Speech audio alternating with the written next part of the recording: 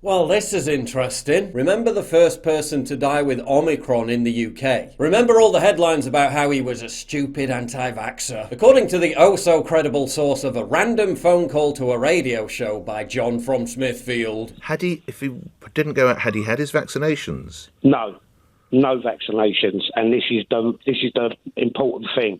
He weren't vaccinated at all. We heard how the dude was a stay-at-home elderly recluse, but also somehow in peak physical condition. He was healthy. He was a recluse, to be honest with you. He never went out. He had his shopping brought to him. The only place he went to was the bin outside the block he lived in and a post box. We also heard how his death could have been avoided if he just didn't believe all that crazy talk about the jab. What was his reason for not getting the vaccination, John?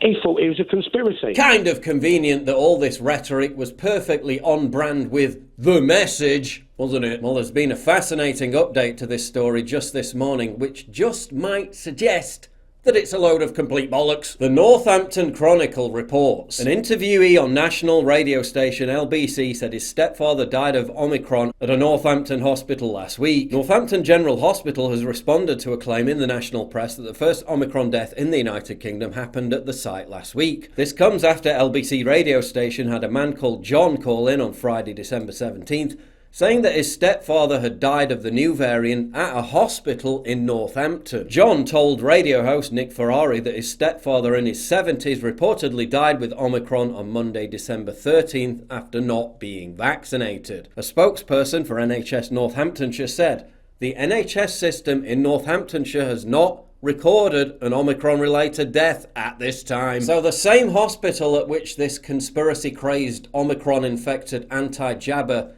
died at, with or from Omicron, says that no one has died there with or from Omicron. Maybe journalists should have, phoned up the hospital last week and asked them about this, instead of just publishing news articles that solely rested on the pillar of credibility that was John from Smithfield. But hey, why let the truth get in the way of a good story?